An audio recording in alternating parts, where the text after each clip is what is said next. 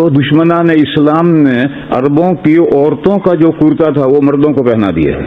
آج عربوں کے جتنے کرتے ہیں یہ مردوں کے کرتے نہیں ہیں, یہ سب عرب عورتوں کے کرتے ہیں جو عرب مردوں نے پہن لیے.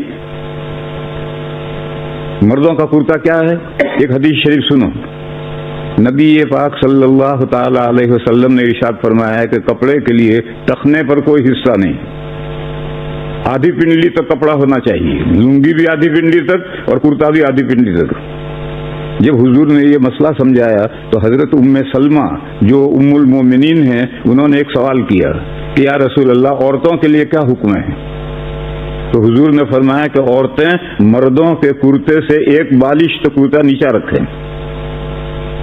تو ام سلمہ نے کہا کہ اس صورت میں تو عورتوں کے پیر نظر آئیں گے. تو حضور نے فرمایا پھر پیر نظر آئیں گے تو ایک ہاتھ نیچا رکھیں, اس سے زیادہ نیچا نہ رکھیں. یہ حدیث شریف ہے. اس سے اگر کوئی سمجھنا چاہے تو مردوں کا کرتا کہاں تک ہونا چاہیے کہ عورتوں کا کرتا اگر ایک بالش سے نیچا ہو جائے گا تو ان کے پیر نظر آئیں گے. آج عرب جو کرتے پہنتے ہیں, اب سوچو کہ وہ مردوں کے کرتے ہیں عورتوں کے کرتے ہیں؟ یہ تو عرب عورتوں کے کرتے ہیں. یہ دشمنان اسلام نے اس کو مردوں کے کرتے بنا دیے, اور جب عورتوں کی چوڑیاں مردوں کے ہاتھوں میں پہنا دو گے تو مردوں کے مزاج میں بزدلی آ ہی جائے گی.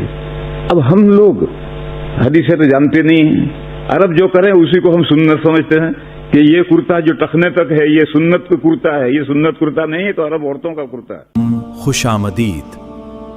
افضل احمد آفیشل.